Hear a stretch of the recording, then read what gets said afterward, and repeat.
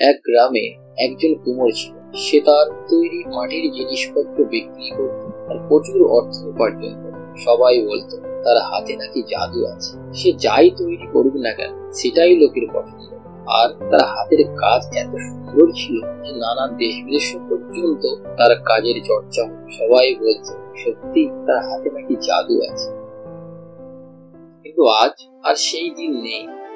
কি হয়েছে বাবা, তুমি এমন মন খারাপ করে বসে আছো কেন? তাছাড়া আর কি করবো বাবা বলতো, কতদিন হয়ে গেল আর কোন নতুন কাজের বায়না পাই। সেই পুরনো কটা পাত্র তৈরি করা ছিল, সেই কটা বেশি কোন রকম সংসার চালাচ্ছি। এখন আর কেউ মাটির জিনিস ব্যবহার করতে চায়, তাই আর বেচা খেতে। কদিন পরে আমাদের অবস্থা আরো খারাপ হয়ে যাবে। এখন কিসে করবো? ওদিকে তোর মায়ের শরীর আরো খারাপ হচ্ছে, তাকে চিকিৎসা করাতে পারি না। হায় ভগবান, তুমি কি দিন দেখালে আমার, বরং তার চেয়ে আমাকে তুলে নাও ভগবান, আমাকে তুলে নাও।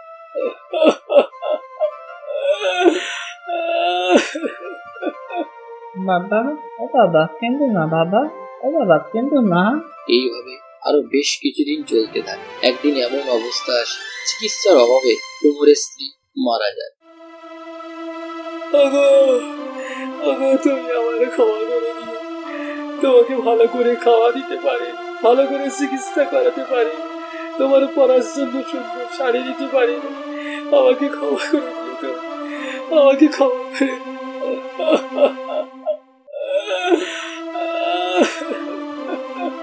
বলি এখন কেঁদে তো আর কোনো লাভ নেই বাবা, চল বাবা চল, শেষ কাজের ব্যবস্থাটা করি চল। কাকা, আমার বউটা মারা গেছে, আমার এই ছেলেটা তোমার দায়িত্বে রেখে যাচ্ছি কাকা। আর আমার ছেলের মাথায় হাত দিয়ে আমি দিব্যি করছি, যতদিন না পর্যন্ত নিজে উপার্জন করতে পারবো আমি বাড়ি ফিরে আসবো না। উপার্জন করে নিজের পায়ে দাঁড়াবো, ছেলেকে ভালো খাবার দিতে পারবো, ততদিন না পর্যন্ত আমি এই ছেলের মাথায় দিব্যি দিয়ে বলছি আমি আর বাড়ি আসবো না কাকা, আমি এই ঘর ছেড়ে চললাম। এই বলে সে বেরিয়ে পড়লো নতুন কাজের সন্ধানে। বাবা আমাকে ছেড়ে যেও না বাবা, বাবা বাবা আমি কি নিয়ে থাকবো বাবা, বাবা আমাকে ছেড়ে যেও না।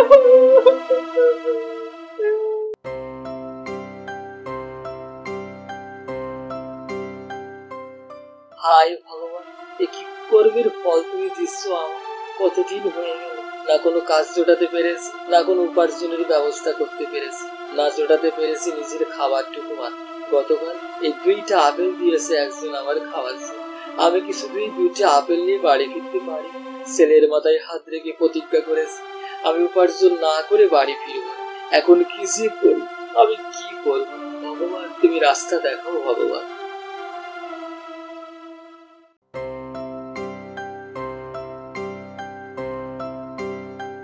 বাবা আমাকে দুটো খেতে দেবে, আমি 3 দিন কিছু খাইনি বাবা, দাও না বাবা আমাকে কিছু খেতে। তুমি আমার কাছে খেতে চাইছো বাবা? আমি নিজে কতদিন খেতে পাই না। গতকাল এই 2টা আপেল দিয়েছে একজন, ভাবছিলাম আমি একটা খাবো, আমার ছেলের জন্য আর একটা বাড়ি নিয়ে যাও। তুমি খেতে চাইলে আর কি করবো?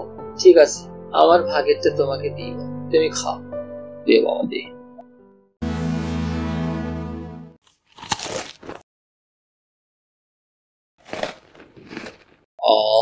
কি সুন্দর খেতে, কতদিন পরে যে আপেল খেলাম, কি শান্তি। আচ্ছা বাবা আমি তাহলে আসি, তোমার তো খাওয়া হয়ে গেছে, এবার তুমি বিশ্রাম নাও।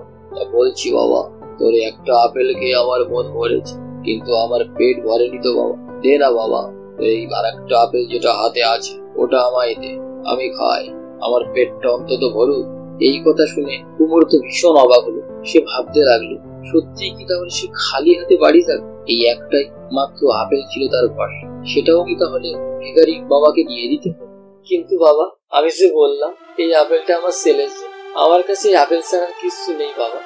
তা বাবা আমিও তো তোর ছেলের মতো, ওই আপেলটা আমাকে দে না বাবা, আমি খাই। তাই যদি ভগবানের ইচ্ছা হয় তো বাবা ঠিক আছে, এই আপেলটাও তুমি খাও বাবা।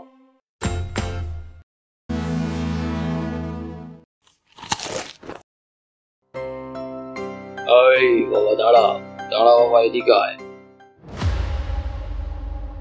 তুই কি এমন কাজ করছিস যে তোর এই দশা হলো? আজ এই তোর দুর্দশা কেন বল আমায়। আমার সে পোড়া ভাগ্যের কথা কি শোনাবো বাবা। এক সময় আমি খুব নাম করা কুমোর ছিলাম। দেশ বিদেশ থেকে আমার কাজের বায়না আসত। অনেক উপার্জন করেছিলাম, কিন্তু তা রাখতে পারিনি। আর এখন সময় এসেছে যখন মানুষ মাটির জিনিস ব্যবহার করতে চায়। আমার উপার্জন বন্ধ হলো, ব্যবসা বন্ধ হলো। আমার বউকে আমি চিকিৎসা করাতে পারলাম, চিকিৎসার অভাবে আমার বউকে মারা। আমার ছেলেকে ভালো করে পড়াশোনা শেখাতে পারি, খেতে দিতে পারতাম। সেই মনের দুঃখে, কষ্টে, লজ্জায়, অপমানে ঘর ছেড়ে জীবন।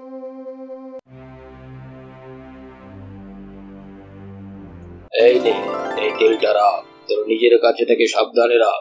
যখন কাজে বসবি তোর পাত্র বানানোর যে চাকা আছে তার গোড়ায় কয়েক ফোঁটাই তেল ফেলে দিবি কাজে বসার আগে। তুই আমাকে আজ খাওয়ালি, আমার মন আমার পেট দুটোই ভরেছে, আর আমি তোমাকে কিছু দেব না, সেটা কি হতে পারে? যা, এইটা নিয়ে তুই এখনই বাড়ি ফিরে যা। ঠিক আছে বাবা, দাও তেলটা দাও।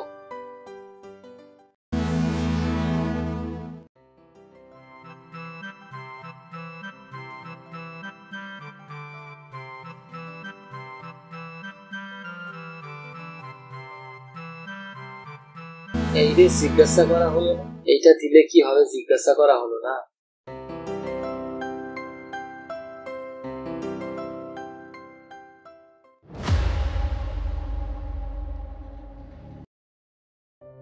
কি হলো, বাবার কাছে কি তাহলে আপেল ছিল? তাহলে আমার কাছ থেকে চেয়ে খেলো কেন? যাই হোক, বাবা মনে হয় আমার জন্য রেখে গেছে, আমার এটা খুব দরকার। তাহলে আমি এটা নিয়ে বাড়ি চলে যাই।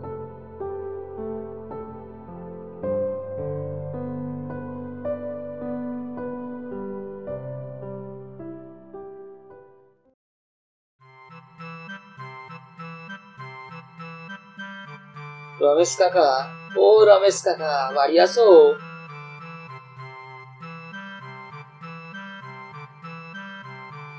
কে বাবা তুমি? কি চাই? ভিক্ষা নিতে এসেছো বুঝি? না রমেশ কাকা, আমি তোমাদের হারান গো, তোমাদের হারান কুমোর। আমাকে চিনতে পারছো না? কে? হারান? তুই ফিরেছিস বাবা? আয় বাবা, আয় বাবা। কাকা, আমার ছেলে তো, আমি তো তাকে দেখতে পাচ্ছি না। কে? হারু? ও, আমি তো ওকে স্কুলে ভর্তি করে দিয়েছি, ও এখন স্কুলে। ও আচ্ছা আচ্ছা, খুব ভালো হয়েছে কাকা, খুব ভালো হয়েছে। আচ্ছা, আমি তাহলে যাই কাকা। হারু ফিরলে ওকে নিয়ে একটু আমার কাছে এসে, কতদিন দেখিনি কাকা ওকে।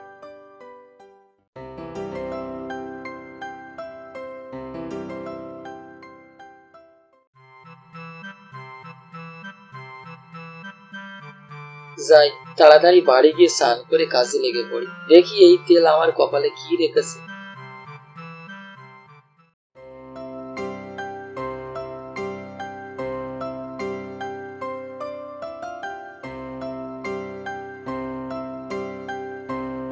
যাই, এবার স্নানটা করে আসি।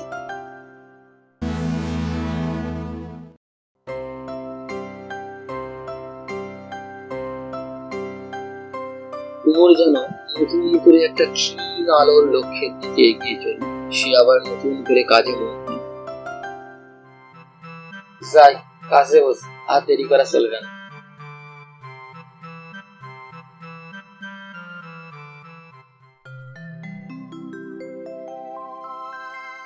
আরে, এ আমি কি দেখছি? এ যে হারান, আবার কাজ শুরু করেছো কেন বাবা? কেন বেকার কাজ করছো? ভালো চাও তো গিয়ে অন্য কাজ করো। এ কাজ করে আর তোমার পেটে ভাত জুটবে না, এই বলে দিলুম। হ্যাঁ,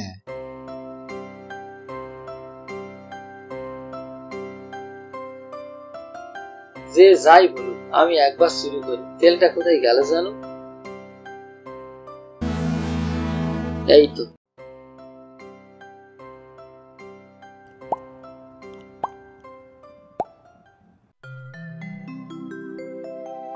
ব্যাস, বাটিটা তৈরি হয়ে গেছে। দেখি কেমন হলো বাটিটা, অনেকদিন পরে করছি তো। ওরে বাবা, এ তো দেখছি রূপোর বাটি হয়ে গেছে। আমি আরো বানাবো, আরো অনেক অনেক বানাবো। এটা নিয়ে বাজারে যাব, আমার অনেক টাকা হবে, আমি অনেক বড়লোক হয়ে যাব।